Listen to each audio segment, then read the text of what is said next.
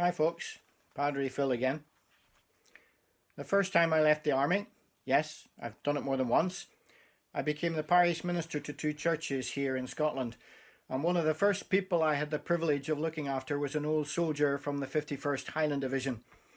Johnny had been a faithful stalwart of his local church throughout his life, and his family were members of our church family.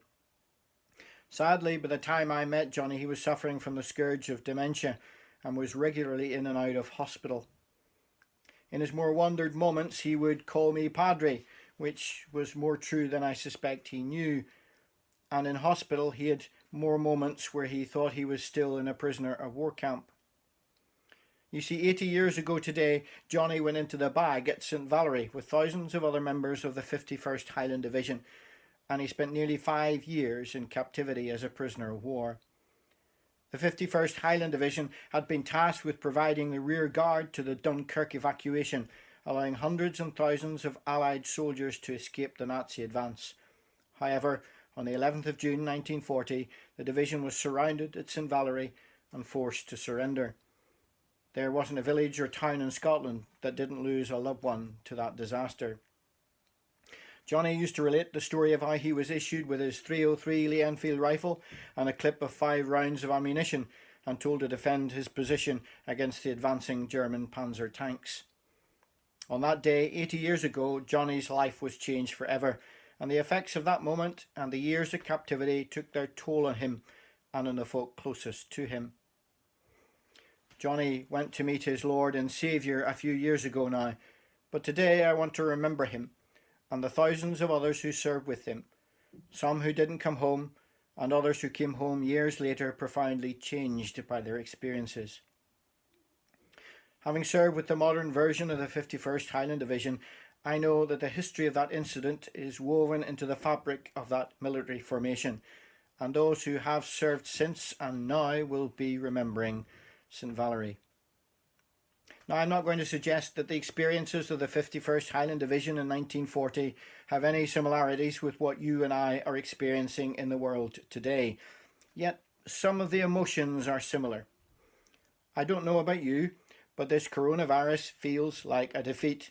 We have in many ways surrendered to its overwhelming force in our lives. There's been a kind of captivity we've experienced during lockdown, and this event will affect us for the rest of our lives. We will remember it. So at least in some little way, we can understand something of what the members of the 51st Highland Division faced 80 years ago. And maybe, just maybe, our experiences in the present will help us to remember more keenly the sacrifices of the past and those who served to ensure our freedom. Over the last little while, I've been drawn to the book of Ecclesiastes.